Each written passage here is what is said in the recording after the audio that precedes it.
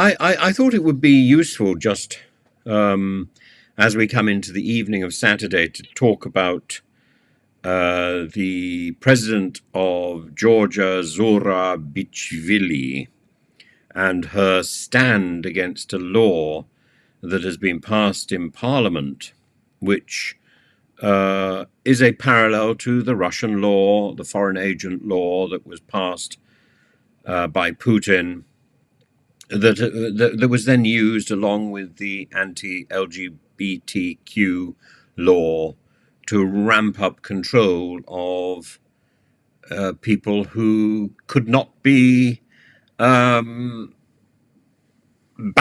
who might be presumed to be off the beaten track. It was part of that bedrock of power play by Putin.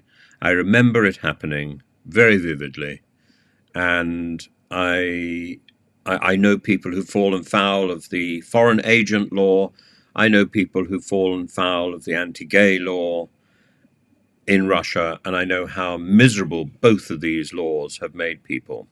So the fact that Georgia has been put under pressure to put forward its own foreign agent law to force NGOs and foreign media entities to register as foreign and to open themselves up to that level of control is worrying in a country where the majority of people are not in favor of the ruling parliament, which is heavily influenced by its neighbor Russia. So I think the president has done well. The problem is that the MPs passed the law on Tuesday, and her veto is simply a gesture. And the Georgian ruling power, what is it? Georgia is a literally Georgian Dream party, will overrule her. This will probably impede their request to be considered for European accession, the pathway which was opened up in December 2023, and I think the Prime Minister has offered a debate on television with the youth. He characterizes the opponents of this bill as youth, and he offers a debate with 10 youthful representatives who I suppose will be cowed by the presence of authority. It's an interesting way of currying favor, and it's rather sad. I saw the sort of democratic movements in Georgia, in Armenia, and it hasn't gone well in either country.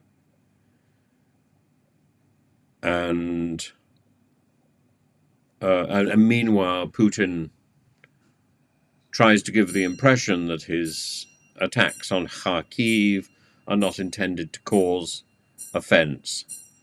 Well, the fellow who was beaten up with a hammer in Lithuania, I think, the ally and the supporter, one of the key people in Navalny's organization, has said that he's not cowed.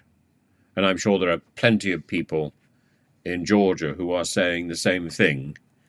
And equally, of course, the comments section under my videos is starting to heave again with pro-Putin commentary and individuals. I should probably start doing videos in in Russian, leaving comments in Cyrillic, and it's actually 6 years or so, 5 years. It's 5 years since I was last in Moscow, and I've so very rarely had to use Russian that my Russian is very halting these days. But I'm grateful that I can still just about read it. And it's very strange. I think individuals have a favoured foreign language, and my default foreign language is Greek. And so when I hear somebody speaking a language I know, whether it's Russian or whatever it is, I open my mouth and I think I'm saying something in Russian, and what comes out is a phrase in Greek. It's madness, isn't it? But there we are.